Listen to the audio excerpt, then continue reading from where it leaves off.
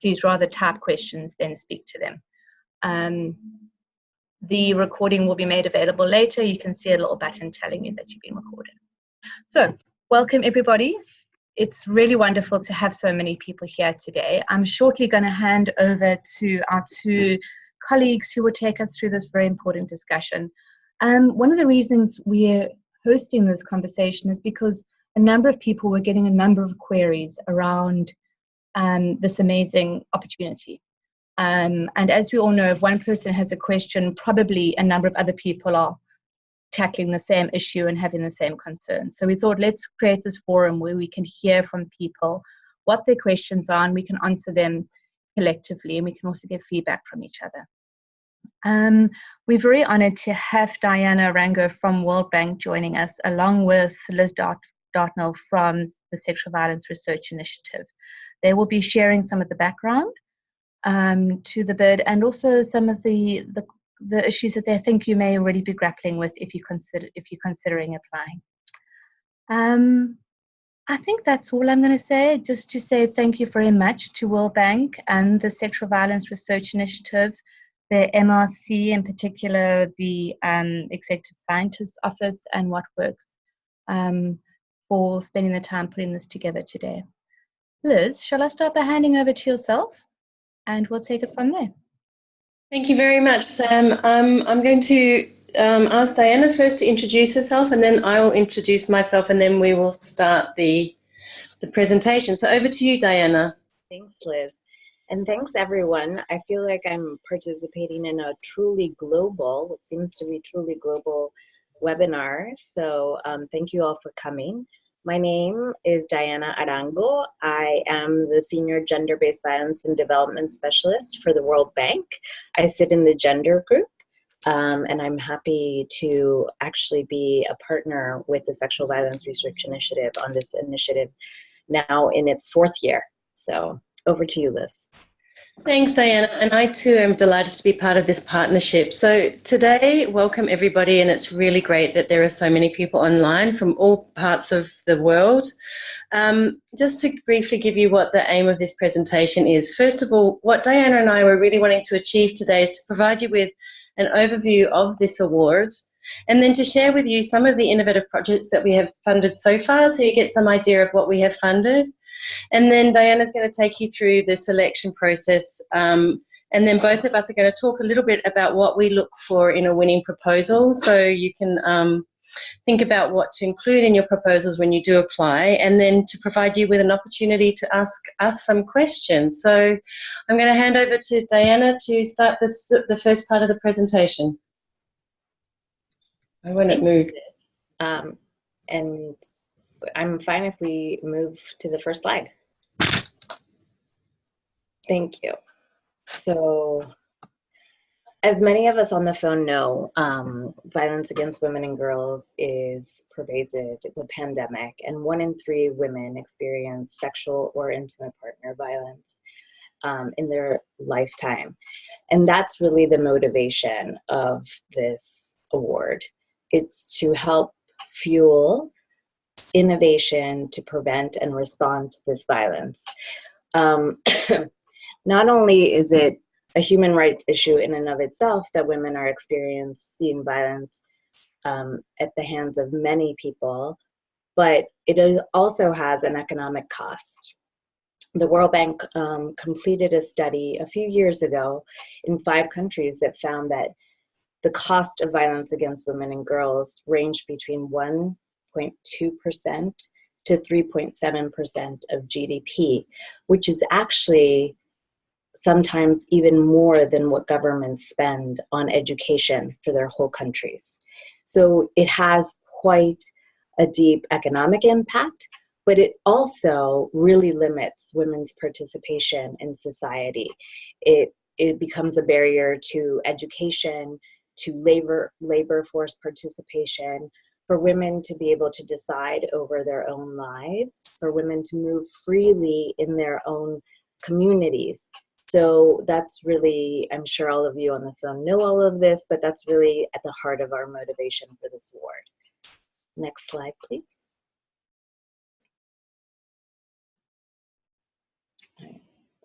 Can I do the slides?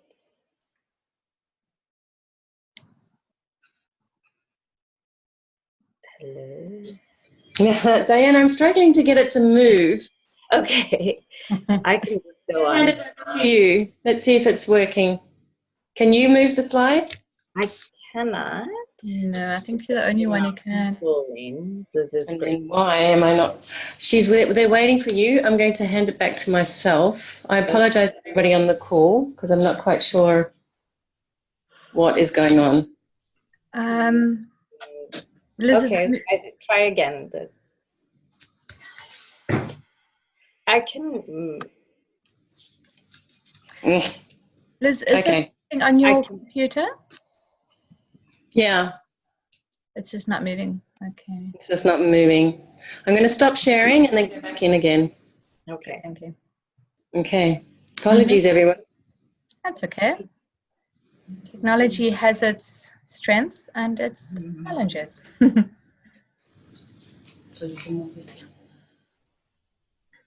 Okay, we can see your screen, yeah? And is it full or is it? No, it's on the... Okay, there we go. Okay. There we go. Well done. Apologies, everyone. So again, really why the Sexual Violence Research Initiative and the World Bank partnered was because we thought that together we could provide funding for those innovating through their research to prevent and respond to all forms of violence experienced by women and girls, in particular sexual and intimate partner violence, and really focus in on low and middle income countries, both looking for innovation that begins within the communities of the low and middle income countries experiencing violence, and also looking for a potential partnership between low and middle income country organization and high income country organizations or research institutes. So this is really to help fuel innovation in our field, fuel interventions, fuel work with communities to help prevent and respond to this violence. Next slide. Okay. I think I am just going to continue to talk, Liz, and you can catch up with me. So far in the 3 years that we've partnered with the Sexual Violence Research Initiative on this award, we've funded 30 projects in 26 different countries, and that amounts to over $3.2 million in funds dispersed through our 3 cohorts of winners. So we are excited to continue and potentially fund another 10 projects this year. And so today, the funding that we've given out in the past 3 years was divided up. In 2016, we gave awards to 9 projects. In 2017, we gave awards to 10 projects. And in 2018, we awarded 11 proposals. So we are excited to see how many proposals we will award in this funding cycle. One of the very important things about this award is that we really want to fuel innovation and research across the world. So it's very important to us to always have winners from each region of the world. And we do divide the regions up according to the World Bank regional division. So we have been successful in awarding in providing awards in each region of the world. As you can see now on the screen, we have the majority of awards being given to proposals stemming from the Africa region, but we have some 20% in Latin America, 10% South Asia, 20% in Middle East and North Africa, 10% in East Asia and the Pacific, and 10% in Europe and Central Asia. We have a couple of multi-country interventions that we've also awarded. So again, very important for us to be fueling this innovation across regions so we can learn from the work of others in other regions. Liz, I'm going to hand over this section to you.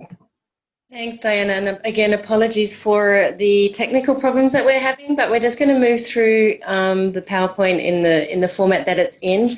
So what we thought would be really interesting and helpful for people is to hear about, get a quick overview of the sorts of interventions and projects that have been funded. So first of all, we funded a number of school-based and early interventions. So in 2017, for example, we funded or supported a mixed method study on the Safe Families intervention in the Solomon Islands, and that this work is trying to identify what it is about the intervention that works to help guide future adaptation and scale-up efforts. And they also, through this work, we're trying to develop a community of practice around how do we do this type of research in high prevalence remote communities ethically? And so that's a sort of a spin-off of this project that's also underway. In 2018, we also supported, we are supporting an evaluation of school action groups in Papua New Guinea. This is an 8-week program for students aged 12 to 15. And the idea is the findings of the study will be used to support scale-up of the program. So the idea is to use the findings of this work to inform and improve and scale up work elsewhere and within the sites that are currently being funded. Also in 2018, we supported a really interesting project called the Walking School Bus Project, and that's exactly what it is. It is a study or a project that is implementing and evaluating a walking school bus and the impact of the walking school bus on school-related gender-based violence, academic achievement, absenteeism, and to the extent to which people retain themselves in the project. And then we're also looking at evaluation of an existing program that intervenes with young mums and its impact on GBV in Papua New Guinea. So those are the sorts of projects that we're supporting around school-based and early interventions. In terms of secondary and tertiary education interventions, we're funding a number of different projects. This is not all of them, but just to give you sort of a flavour of the types of projects that are being funded. In 2016, we supported a harmonious couple relationships project, and this funding or the award that they received supported them to develop their intervention and also to scale it up and evaluate the intervention's impact on IPV among the high school students. And the outcomes of this project has been the evaluation report, the curriculum, and they have successfully scaled up the intervention to about 9% of high schools in Moldova. In Jordan in 2017, we're supporting an adaptation of a school-based college-university safe dating intervention for Jordan. And in 2017, we're supporting the adaptation and pilot testing of an intervention that was developed in Canada called the Enhance, Assess, Acknowledge and Act intervention, which we are hoping we can try and come up with an easier name. It's a 12-hour women's empowerment and resistance program. It was found very effective in Canada, so we're supporting adaptations both in Swaziland and in South Africa, and I think we're going to have a lot to learn from these two sites, and the two sites themselves are communicating and talking with each other and working out how to share resources and learning across sites. In terms of microfinancing and cash transfers, there was a really interesting study funded in 2016. Colleagues from the International Food Policy and Research Institute did a super data analysis from a randomized cash transfer program that targeted mothers of children aged just under 0 to 24 months. And the idea was to use the data to try and work out the different ways cash transfers were being delivered and the impact of the different deliveries on IPV, and explore pathways through which the impacts of these interventions impacts on do occur. There is really an excellent webinar on this piece of work, and the link to that webinar is online. But they found that cash transfers do impact on IPV, and the impact is sustained if the cash transfers is linked to a behavioural change communication intervention as well. Then 2017, we've been supporting pilot testing of a women's economic empowerment project, which is still ongoing, and the impact of that empowerment program on GBV in Egypt. And 2018 and more recently supported award is a partnership between an NGO in Kenya called Senda Cow and the Global Women's Institute, and they're evaluating Senda Cow's economic empowerment intervention and looking at the extent to which that impacts of levels of IPV. And also looking at monitoring and evaluation tools for monitoring and evaluating these types of interventions, and to learn from as we go along from the interventions. So the sort of the implementation science alongside the interventions. We are funding a number of mobile tech-based interventions. In 2017, for example, we supported ICRW to develop a framework and standards to measure gender-based cyber violence, and to test. They're testing these measures in both Uganda, and they received extra funding to test them also in India.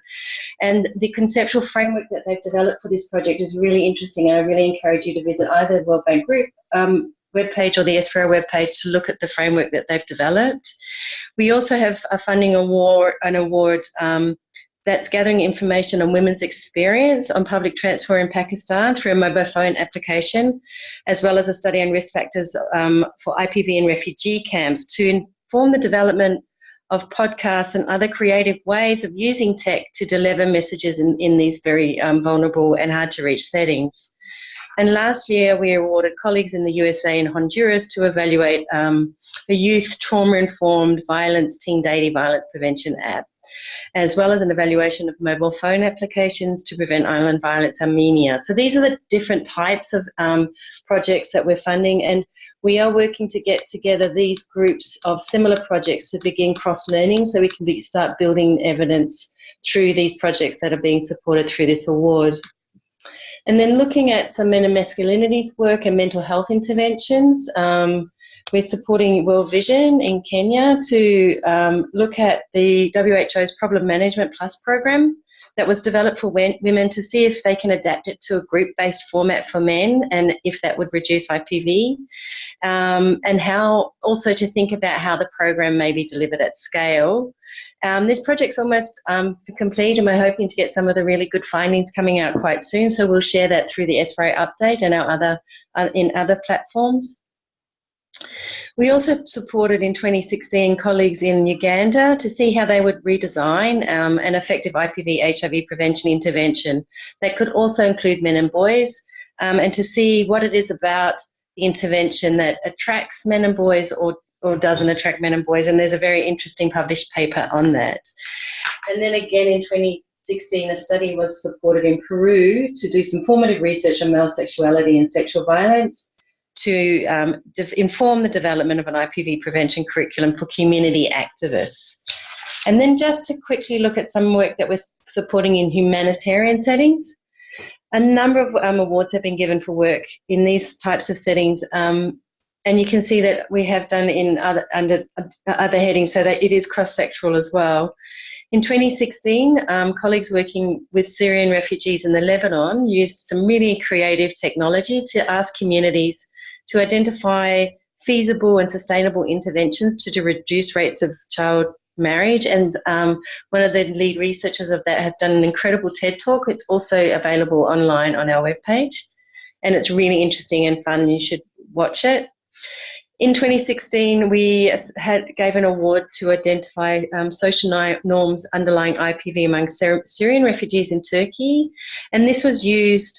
The data that they gathered was used to explore platforms to deliver an intervention to Syrian refugees in this setting.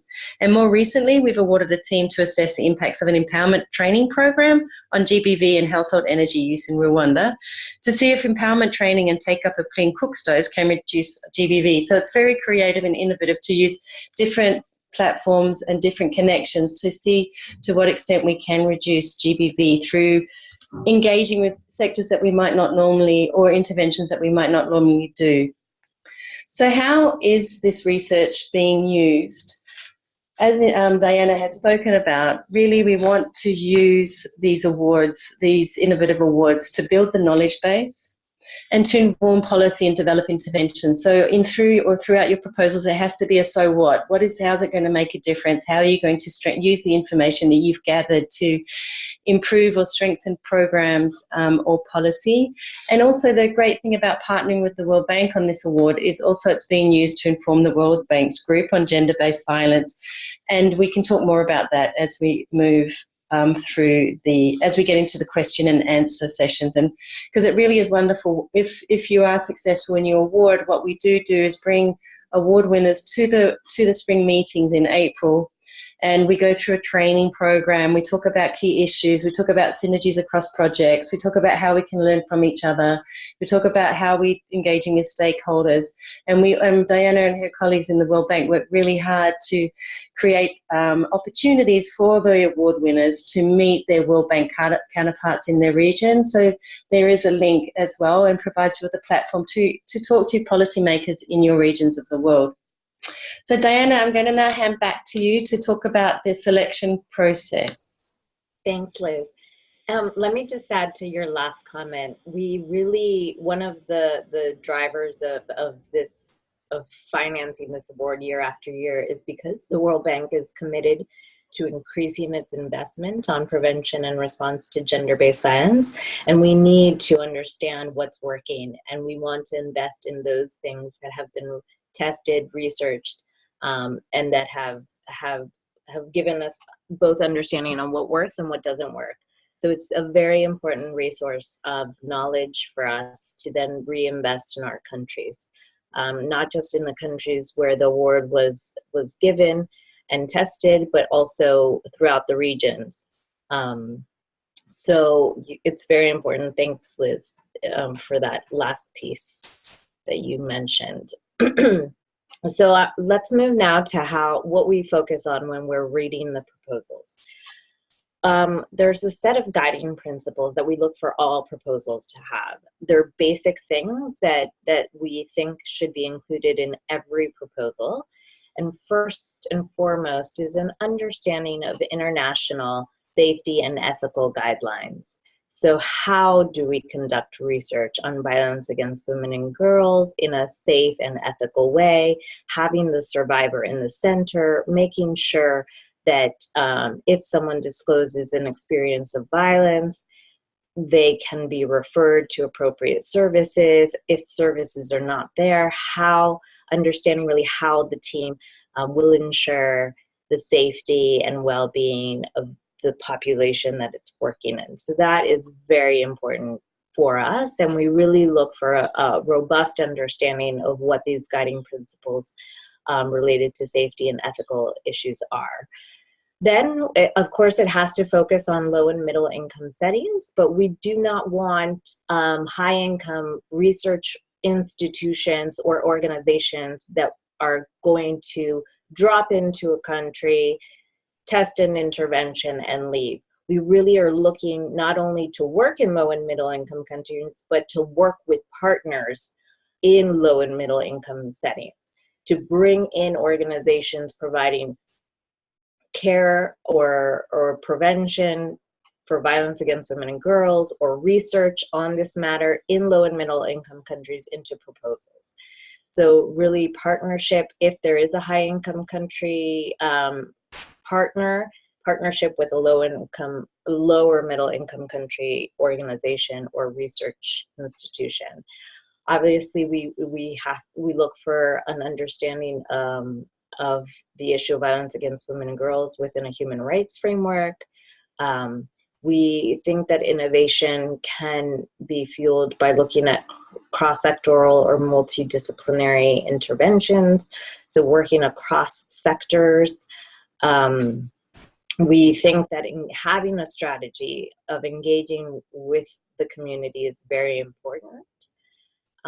We also want these interventions or these proposals to challenge the norms and attitudes that are harmful towards women, and also to have what is sometimes called a research uptake strategy. So how will the proposal inform policy? How will it contribute to programs being designed? How will it contribute to bettering services for survivors of GBV? One thing that I wanted to mention that's not on the slide is that we really actually also look for an understanding of the work that has been done in the country before your proposal is being created. So someone that knows about the prevalence data available in the country, or any of the research that has been conducted in the country before. So really an understanding not only of violence against women and girls globally, but an understanding of what the dynamics, the drivers are in the country if available.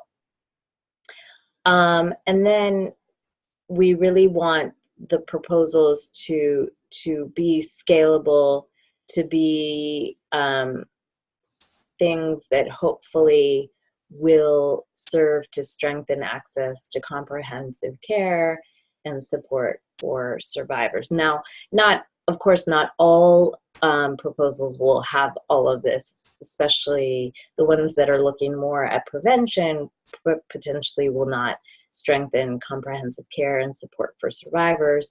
But if it is a response intervention, really articulating how this intervention will strengthen what we have recommended globally.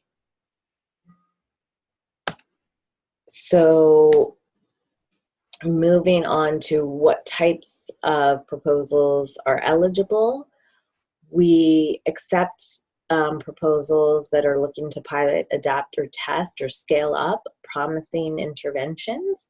So for example, taking an intervention that's worked in one low and middle income country and transferring it to a different lower middle income country, maybe in a different region, and having a robust adaptation process that accompanies it. Self-contained projects that are new and self-contained. I think one example that Liz gave that would fit here would be very much the work in Rwanda to look at how clean cook stoves, the providing of clean cook stoves, might have an impact on intimate partner violence in refugee settings. Adding a new component to a funded study, so potentially if you are looking at an RCT, adding an arm, or that has a new component, or that singles out one component of the intervention to be able to disentangle the effects of the component. We also are looking at costing studies. So how much do these interventions cost? That's a question that I get a lot at the World Bank from those working in low and middle income countries. How much will adding this intervention cost my project? So we have scarce data on the cost of some of these interventions. So we do fund costing studies attached to some already running or newly developed programs. Secondary data analysis, we are, I think Liz and I are especially proud that we're able to fund secondary data analysis so we can use the data that we do have available globally on violence against women and girls to the maximum potential. Really looking at disentangling the pathways of change. So if we have interventions, for example, like the one that Liz referred to before on cash transfers that have behavior change components, what part of that intervention was the one that led to a reduction or an increase in intimate partner violence? So looking for those pathways, understanding what parts of the intervention are really key, or understanding that it's both of the parts together, but really being able to get into the nitty-gritty of what is triggering change in these interventions. Economic empowerment, I think the literature continues to be very mixed on whether economic empowerment decreases violence against women and girls, in particular intimate partner violence. So more studies to help us understand how economic empowerment impacts violence against women and girls, particularly looking for long-term studies. So we find that sometimes our research is funded for short periods. If we can provide another collection of another data, a round of data at 4 or 5 years after, trying to look at fade out effects of economic empowerment interventions, that is very interesting. We're also happy that this year we will be giving smaller awards to the private sector to see what the role of the private sector can be in addressing violence against women and girls, in particular intimate partner violence.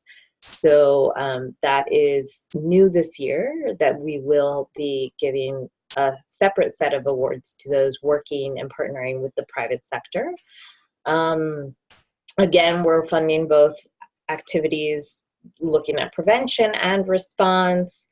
The studies have to be within a 2-year time frame, have clearly articulated outcomes that are measurable. The awards are $100,000, and this is something that is not going to be given to an individual, but obviously we'll give the award to an organization or an institution or company. And again, as I mentioned, the private sector awards are a bit smaller. They're $40,000 this year. So actually, we will have more than 10 winners given the new $40,000 grants or awards for the private sector. But hopefully, at least 9 or 10 of the $100,000 awards across the regions. Diana, can I just jump in there with the private sector awards? Just that these are seed grants, and we expect the private sector company to be topping up that award, so it is up to at least double the amount that is being contributed from our side. Exactly. So hopefully we'll get them up to $100,000 as well, but we're only giving them 40. Great point. Thank you for that, Liz. So what happens when we receive your proposals? First, we scan all the proposals to see if those guiding principles that we mentioned before are met. So is your award in a low and middle income country? This is more about the basic criteria. So are you proposing something in a low or middle income country? Or is your budget within our $100,000 award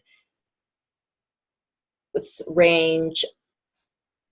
Does it fit some of the categories that I mentioned before? Is it secondary data analysis? Is it adding a different arm to an intervention? Is it a costing study? Is it within one of those categories? And that leads to kind of a very just weeding out the awards that do not meet those basic criteria. In past years, that leads to kind of our list of around 120. We receive around, I would say, between 250 and 300 proposals every year. And, you know, one of the things that also will get your proposal eliminated is not filling out all the sections. So you have to have a budget, you have to have an abstract, so you have to have a section on ethical and safety recommendations. All of the sections have to be filled out. So that leaves us with around 120 applications that we divide by region. And then the World Bank does a preliminary review to see whether the proposals fit within the regional framework of the World Bank.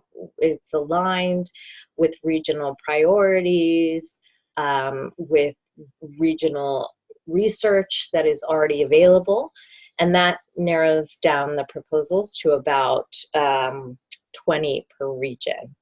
And really looking for proposals that the World Bank can scale up if the awards lead to a promising intervention.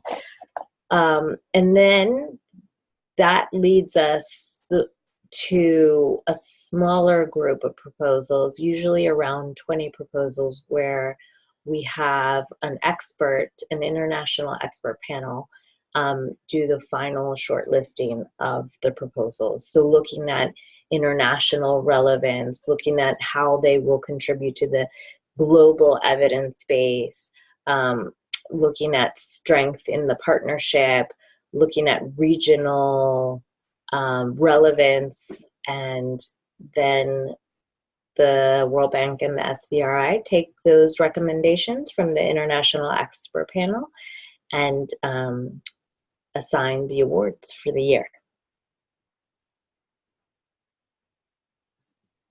Correct. And often we, at that stage, will go back to the shortlisted potential award winners and ask them to relook at some aspects of the proposal, to rethink things, to get some clarity on particular issues. So then we go into a process of just engaging with the shortlisted potential winners around, how are you thinking about this? What are you?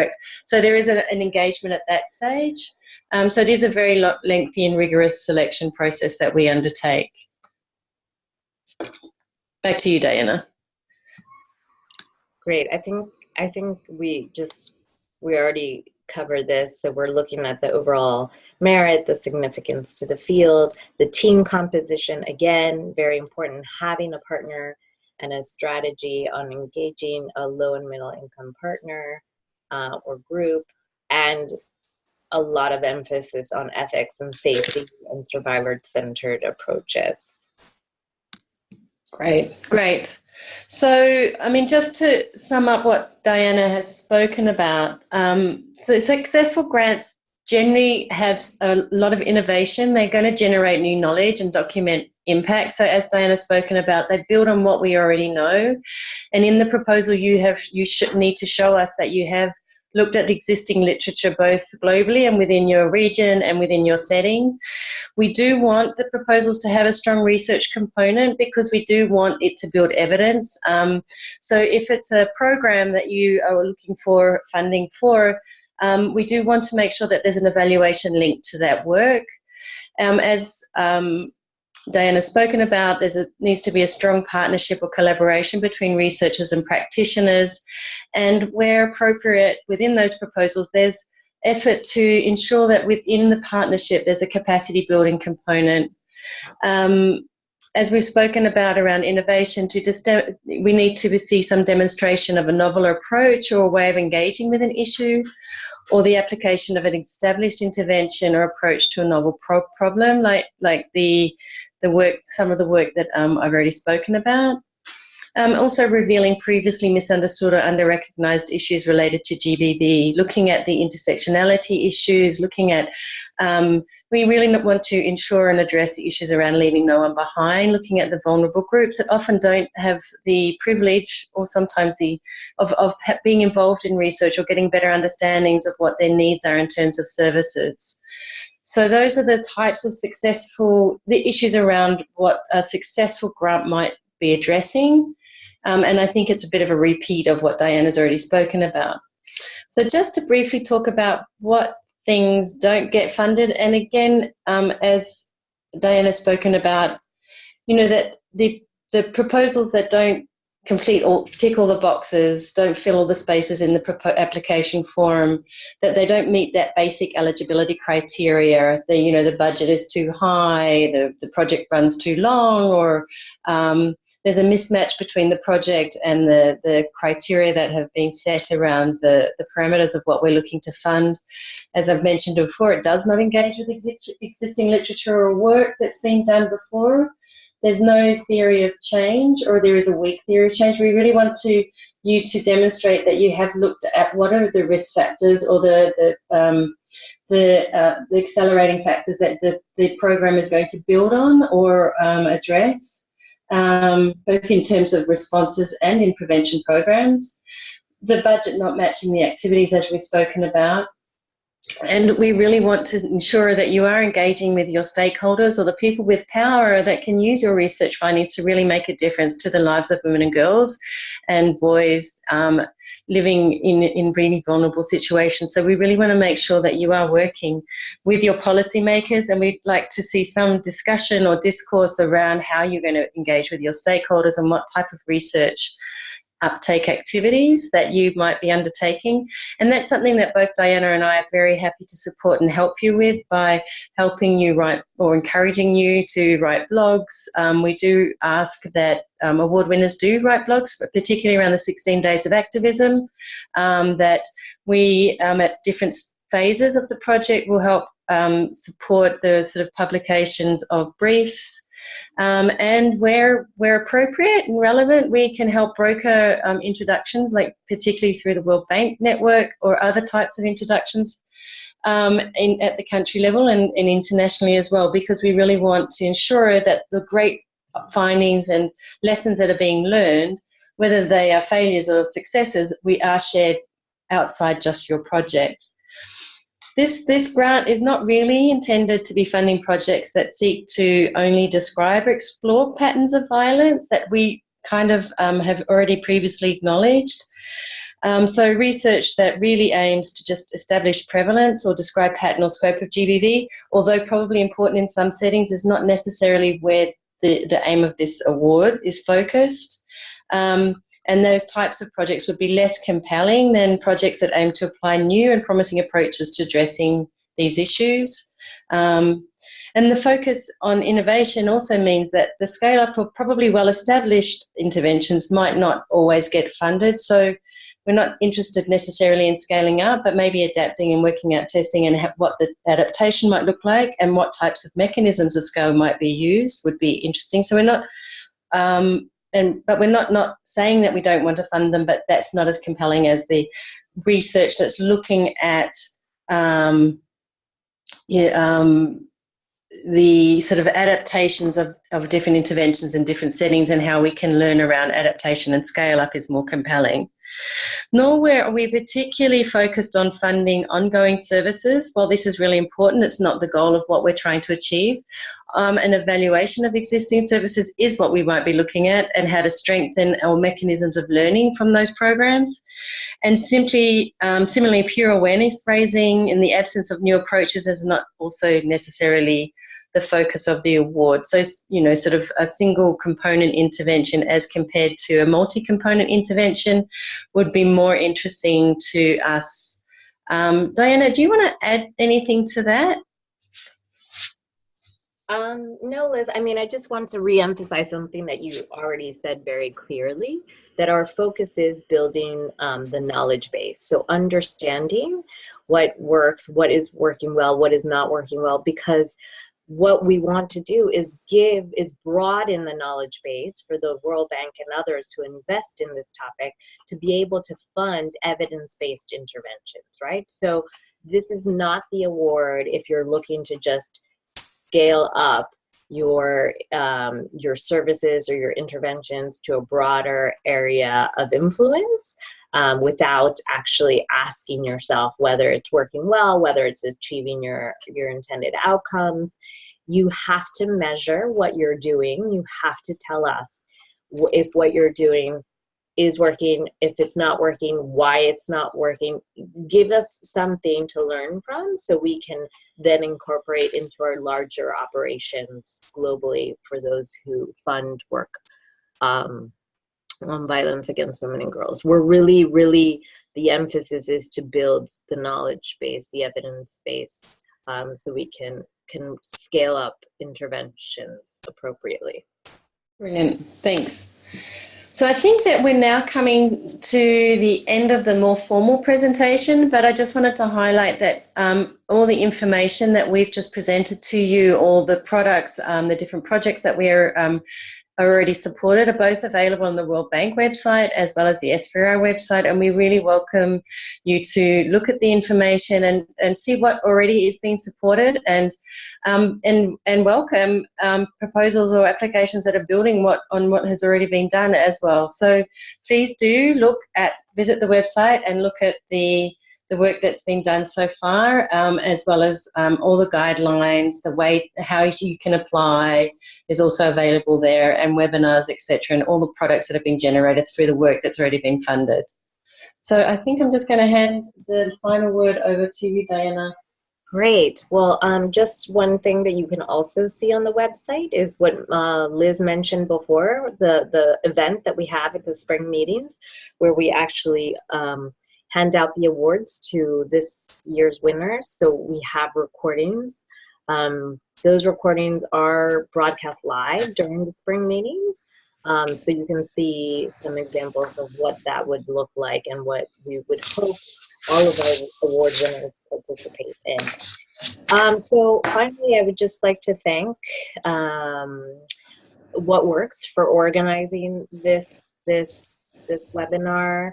I'm all the partners that support us, that give us the funding to put together this award every year, year after year. I want to particularly thank the Sexual Violence Research Initiative for partnering with us 3 years ago and being wonderful partners to work with, and really helping us do what they had already been doing for a couple years without us, and acknowledge that all the photographs that you saw in this beautiful presentation belong to our award winners.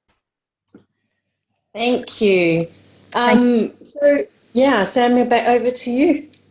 Thank you, Liz and Diana. That was fabulous. It was a really great whiz through the sort of projects you fund and how to get your project noticed.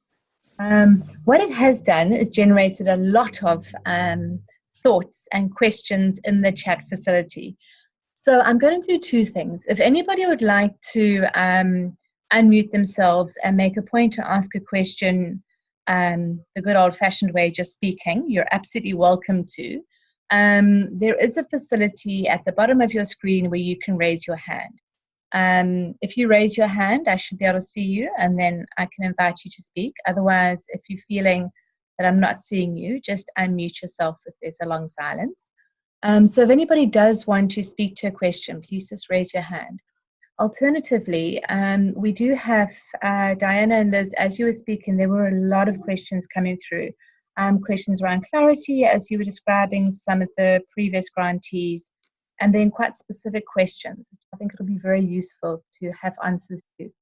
I have one question here from one of the participants. I'm going to unmute you. Thank you. Come through.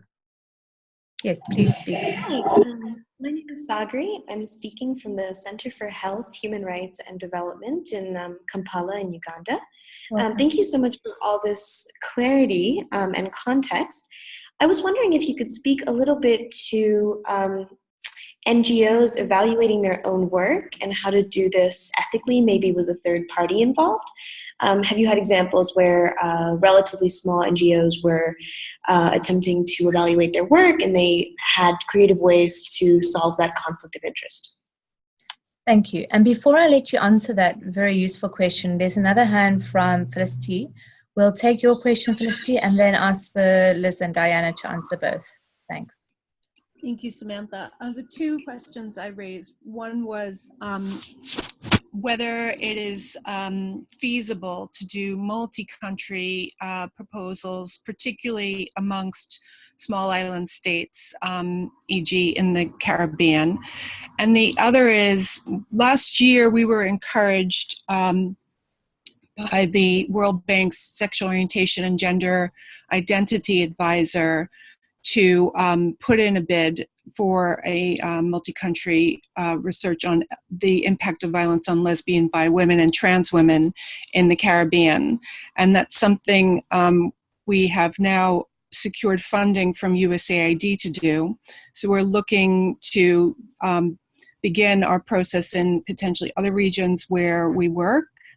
And I think there's a sense, particularly from the SOGI advisor at the bank, that the grant making from SVRI as of yet may have not been specifically researching women of diverse sexual orientation and gender identity. So I just wanted to get the presenters' views on that, whether that's a misperception or whether there's a gap and innovation needed there. Thank you.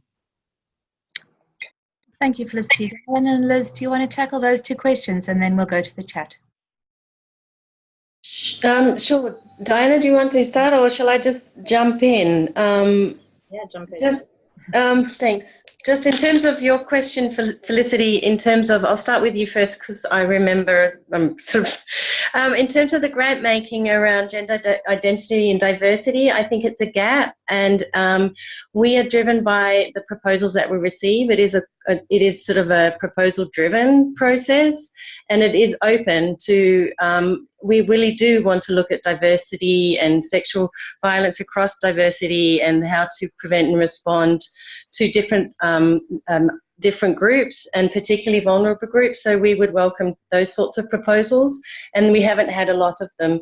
The challenge we have had in Uganda was wanting to work with LGBTI communities, but the problem is it is illegal in Uganda. And there are some real complex ethical issues that we have to grapple with. And so it's thinking through the ethical issues because first and foremost, we want to do no harm. So we would really welcome proposals that have really thought through the ethical problems as well as the needs and how to respond to these more diverse groups that often don't get the privileged access to research, basically. And the feasibility of doing a multi-country proposal, I think that it is expensive to do multi-country proposals, but if you're doing work in one setting and you wanted to apply it to another setting, that's something that we, and to see what learnings and lessons that you would be, that we generated through that would be something of interest. But the maximum that we can give in this call is $100,000. So it's trying to work out how you could use those funds to do multi-country studies.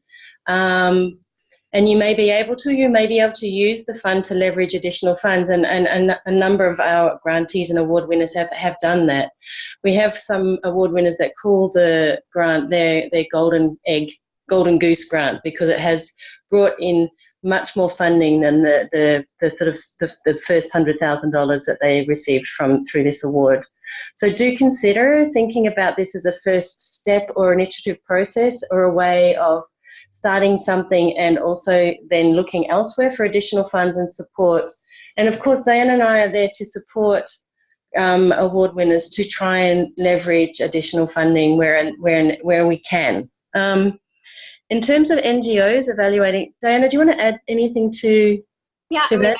I was thinking of our Thailand award that did give funds to work related to sex workers, and some of the sex workers involved were transgender. So I don't think I think it's exactly what Liz said. It's fueled by the proposals that we receive, but it's not necessarily something that we are not interested in funding in. We also have very explicit guidelines on how to address violence against lesbian, bi, and transgender women produced by the World Bank. So it's very much, I hope, as Cliff knows, a priority for us as well, and a group that we would include happily in what we give awards to. Multi-country, yeah, I agree with Liz. Figure out how you're gonna divide up the money there. And then for the equal playing field, I was thinking, Liz, for the NGO to think a little bit about how Equal Playing Field and PNG is doing their research. Yeah. So they're really a small NGO evaluating their intervention, and what they've done is hired an independent consultant to be part of their team. And we thought that was perfectly acceptable. And they are moving forward with grants. So I would look at the PNG award winner from last year as an example of a small NGO that got funding to evaluate one of their interventions in a school-based setting. And I think just to add to that, we really love partnerships. So we really like, NGOs working with evaluators or NGOs working with academic institutions where they can and where that works. And it's not always easy, and it's sometimes very complex, but we really like those partnerships because there's so much cross-learning that happens. And I think the field has really flourished through NGOs and researchers working together to develop theories of change, to begin to understand, how the great work the NGOs are doing is working or what is not working, and to have a sort of learning mechanism built into the programs. So where possible, it doesn't necessarily, we would prefer, rather than NGOs evaluating their own work, the NGOs where possible would reach out and partner with other people. And yeah, the PNG model is a really, really great one. So yeah, is there? I think that's great. Thank you. Okay. Thank you for this very comprehensive responses. I don't see any other hands at this point. So I'm going to turn our attention to the discussion in the chat forum. Morma, we asked you to watch that and sort of summarize questions for us. I don't know how you're feeling. There's a lot of very specific questions coming through in the chat forum. Morma, do you want to go through and try and pull them out, or would it make more sense for Liz or Diana to actually have a look at chat? Because a lot of them, it's a simple question with a relatively straightforward answer, I would imagine. I've got 4 questions. There's more. Oh, there's more. Okay, so let me see if I can get onto the chat. Right. Well, in the meantime, while you're opening it up, there is a question. Yes? Alternatively, we can also, if we're running out of time, respond to them in writing. But let's see how we go. Yeah. I can start. I mean, I see, okay, right. We absolutely have not funded any US-based programs. I'm not sure. Someone asked, yes. We only fund programs in low and middle income settings. We might fund US-based organizations that partner with a low and middle income organization or a research institution, but we do not fund any programming in the United States. Great. And I think the next question from Felicity has been addressed.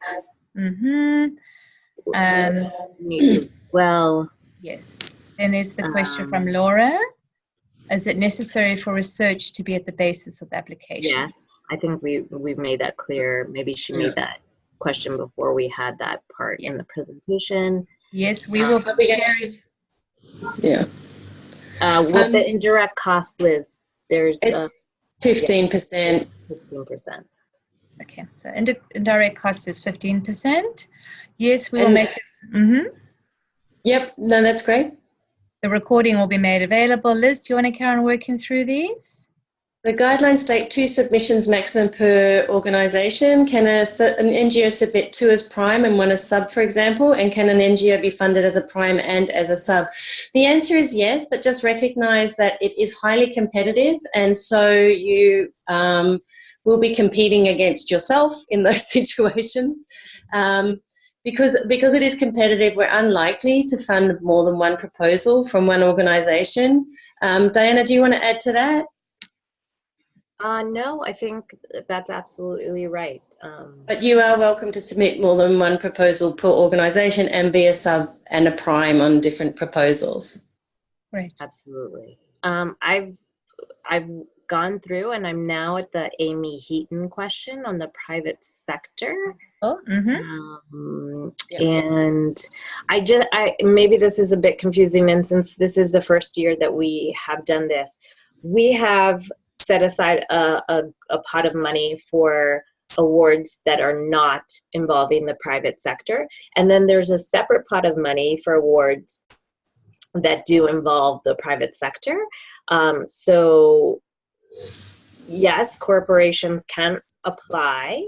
And yes, they do have to present matching funds, but we will be evaluating those 2 groups of proposals separately. So the pot of money that we have set for non-private sector will not be impacted at all. No. We still plan on having at least 9 to 10 awards of $100,000 for NGOs, research institutions, and then we have a separate pot of money, which I actually not sure how many awards will come out because this is the first year that we're doing a private sector focus. But please, I do encourage private sector companies that are working on gender-based violence, violence against women and girls, that are willing to match the funds to apply. Great. I'm going to the question from, it's very long, from Cynthia, that talks about ethical approval. And you are saying you don't currently have ethical approval. You are welcome to submit a proposal, but we will require you to get ethical approval should you win the award. And so that should be part of the process when you in your project plan. And then it depends on what country you're in and where you're going to get ethical approval from, but you're welcome to write to us, and we can assist you where we can to link you up with people in that country that can help you with the ethical approval process if you're not aware of ethics review boards. But pretty much every country does have an ethical review board, or there are, if you're partnering with an academic institution, they too would have access to an ethical review board. Can you move back a little bit to Sagari's question? Which one? From Sagari. Sagari, yeah. We're planning a project where we scale up an intervention and collect data on its impact. Do you have examples of projects where NGOs evaluate their own work and examples of how they do this reliably and ethically? I think we spoke about that already. So I think we answered that one. That's the PNG, yeah. Yeah, that's the PNG model that we spoke about. There's a question from Kristen on whether an institution submits 2 proposals, how does the funding work? I think that was addressed, but, really emphasize there that this is very competitive. So I think it would be surprising, but potentially not unheard of, that one organization wins 2 proposals. Yeah. There's the last question from Carolina about programmatic focus. Carolina, would you mind just explaining a little bit more what you're asking? Hi. Yeah. So I'd like you to tell about how much you want to see a policy and program focus from secondary data analysis. Because we work here in the Equity Center with multi-country data analysis. So we have a lot of data on IPV and gender-based violence. We also developed an empowerment index. So you're planning something using this data, and I would like to see how much do you want a programmatic focus. I think when we were speaking about the criteria, we would like, if the secondary data analysis is building on the knowledge that exists and it has a policy, impact that we can use to build the field, I think that's really important. So it doesn't necessarily need to directly influence a program, but so for example, the cash transfer study was a secondary data analysis, and they added IPV. They had gathered IPV, but they hadn't looked at the data in terms of IPV and the impact of that program or cash transfers in different various forms, and how cash transfers in different forms, and whether it was given to men or whether it was given to women, or whether it sustained impact if there's a behavioural change component or if there wasn't. So they looked at this incredible data that they had in different ways, and how the impact was on IPV. So does that answer your question? So I'd be really, because I'm not really understanding your question. Yeah, yes, actually, yes. It's very clear. Yeah. Okay, great. I think, did we skip how high? If you could answer that, please. Well, first, I'm not quite is there a restriction on where the matching fund can come from? No, there is no restriction on where the matching fund can come from. We just need it to be matched. Is that correct? Yeah, no, absolutely. We are at the moment quickly developing some principles around the private sector, and for example, thinking around the just sort of how to ethically, who do we ethically happily take money from, but that funds can come from philanthropic fund, a private sector company, but it is for that 40,000 seed grant is for work being done in the private sector by the private sector, partnering preferably with an academic institution to evaluate what they're doing around sexual harassment or sexual violence prevention and response. Or intimate partner violence that their staff experience. Yeah, and their staff experiences, etc. So it is, that achieve. But what we do want is very, very clear understanding that whatever is produced with that seed grant for a private sector is a global good and should be available to the global community to build the evidence base. So this is not proprietary research that we're funding and proprietary policies that we're funding that cannot be shared outside of the private sector organization that's being funded. This is to build the global evidence base, and it should have no restriction on sharing what the findings were on the methodology and on the results of the research. Great. Just there's a question from Amy about can we view winning proposals? No, because that's not our intellectual property. That's the intellectual property of the people who are applying. And if so at this stage, that's no, we don't share the winning proposals. But what we do share is this type of information, what a winning proposal could look like. And I hope that will help you build your proposals. You're welcome to reach out to applicants to see if they would share the proposals, but at this stage we wouldn't. That's not we don't own those proposals, so we're not able to share them with you. Sure. Liz and Diana, there's just a follow-up to the previous question from Hai Chai, I think it is, around the seed funding. Would you like to come in and follow up? Hi, thank you very much. Maybe I'll just explain a little bit on what we do so you have a better idea on what I meant. So basically we are a consultancy, but we are part of the Save the Children family, actually. And we work within the private sector, so we help companies to implement children's rights and business principles in their factories, basically, throughout Asia. For example, we will work a lot in Myanmar and Bangladesh in garment factories where over 90% of the workforce are young women.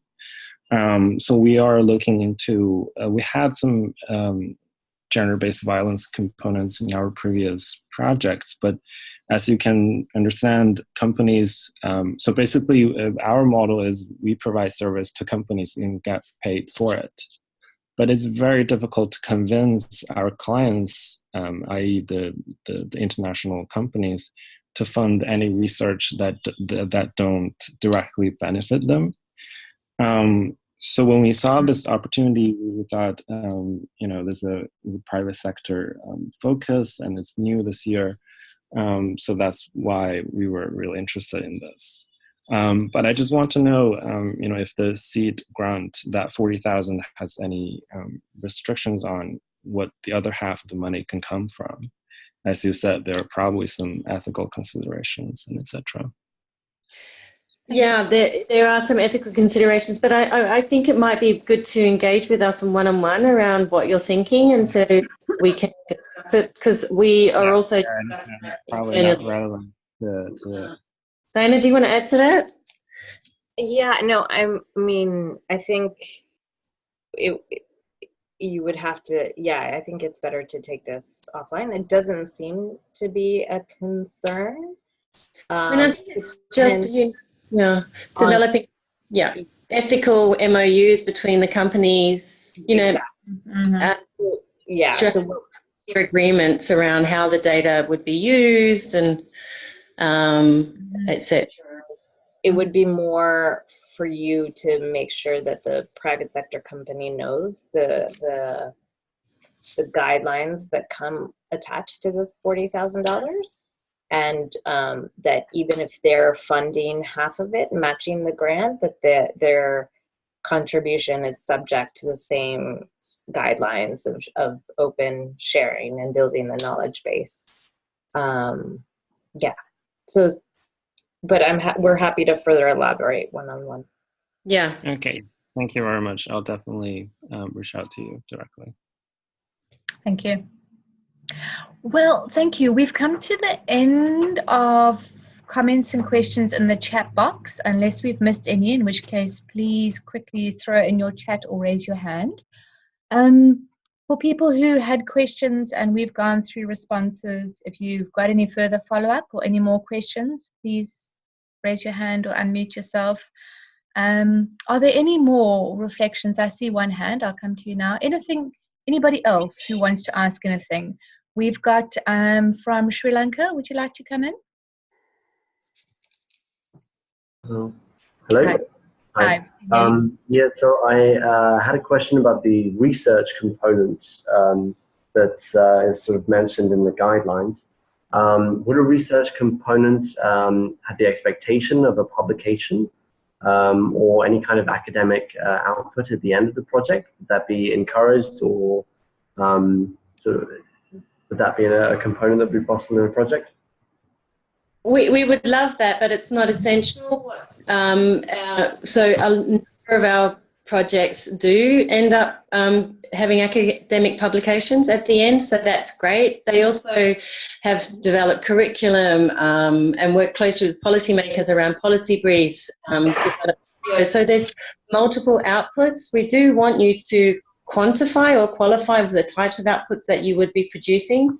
And yes, if that's where you think the policy impact, it's important to have it both shared with the research community through academic publications if possible, but also not essential. Diana, do you agree? Yeah, completely. We do need you to have some type of clearly articulated strategy of how you will share your findings and what the medium for the sharing will be, but it does not necessarily have to be publication in an academic journal.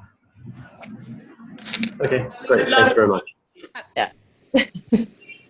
But not essential, absolutely. Great. I'd like to just get one question clarified. This is Cynthia. Yeah. Hi. So the proposal central lists that the references, the literature that you compile as a reference list should be approximately 8,000 characters, but can be uploaded as an attachment. Does that mean that the attachment, the literature portion and the research portion can be 8,000 characters, and then the uploaded attachment are additional, or is that an inclusive number? That's a really good question. Actually, the 8,000 characters is sort of the review of the existing knowledge base, and the uploading can be the actual literature, the list of the literature that you've referenced. So it'd be like your reference list. Okay. And your citations will not be part of the $8,000. Yeah. The 8,000 characters. But we'll look at them when you cite in your narrative. We'll look at the reference lists that you've uploaded while reading the proposal. Yeah. Thank you. And another part of the question. So we've had several conversations about additional funding and have had somewhat conflicting information. So if a part of this, and I think some was addressed with some of the answers that we heard, but if there is additional funding offered from an outside source to complement the work being done in the proposal, and that means that the activities will have a net result of over 100,000, would that be a problem? No, we really welcome top-up complementary funding, but we would really like to know what our funding will be supporting so we can monitor that. So in the proposal would be, what is the 100,000 that the award is giving you going to be supporting? And then you're going to get us complementary funding to do these other things. Does that make sense? Because it's hard to know. It would be, so really we need to know, it needs to be a contained project that can, has a beginning and an end and an output. So we can hold you accountable. Okay. And then our budget, when we review the budget, really understanding what the funding will go for. And it's great that it's part of a larger pot. That's absolutely fine. But the clarity that we need to evaluate your proposal on is based on what you would use our funding for. Okay, Great. wonderful. Thank you. Great. Thank you. Are there any more questions? We have exhausted the chat facility. I don't see any hands. Any last minute burning questions? Anything that people have thought of? Anybody who can't find your raise your hand facility, you're welcome to just unmute yourself and speak. Okay, in the absence of any more questions, I think I'm going to just very quickly, I'm going to give Liz and Diana each 30 seconds just for a final reflection and a final thought. But before they do that, from ourselves as What Works, the MRC, and the World Bank and SVRI, just a huge thank you, because I think this call is so exciting, and yet these proposals are quite daunting. All proposals are quite daunting. So I think that hosting today's webinar, while talking on the webinar today, has been incredibly useful to help people to really think through, you know, is this appropriate for them and how can they go about doing it? So just on behalf of everybody, I'm sure everybody would like to say thank you. Liz and Diana, this has been incredibly useful. These recordings will be available. We'll put them up on the SVRI site very soon, and then probably on the other websites as well. But it'll go onto the SVRI site very soon. Otherwise, you're welcome to drop me an email if you'd like me to send it to you directly. Liz and Diana, can I hand over to yourselves for a very last reflection? Diana, would you like to go? Sure. Well, first, I'd like to thank every one of the people that participated in the call. This is so exciting to see the interest and the thoughtfulness that all of you put into creating these proposals, and we are really happy to be able to participate in this award. And I wish you all the best of luck with your proposals, and please feel free to send an email if you have any follow-up questions that come to you later on. Thank you, Diana. Liz? I think I just want to reiterate what Diana has said and to thank everybody, and we really look forward to receiving your proposals, and do engage with us. We are available. I'd also really like to thank Sam for doing such a great job of hosting us, and Diana for co-presenting with the SVRI, and the team at the MRC for bringing it together. So thank you so much, and we look forward to engaging with you further and reading your proposals. So thank you so much for the time. Thank you. Liz, one last thing. Remind us of the deadline. When do we need to get you our proposals? The 5th of September. The 5th of September. Perfect. Midnight South Africa time. Midnight. Yeah. Right. We've got that. Like earlier in, just be aware of differences. Wonderful. Thank you so much. It's been absolutely wonderful. To everybody on the call, thank you very much. Diana and Liz, thank you so much. Morma, thank you. Thank you. Bye. Bye. Go well, everyone.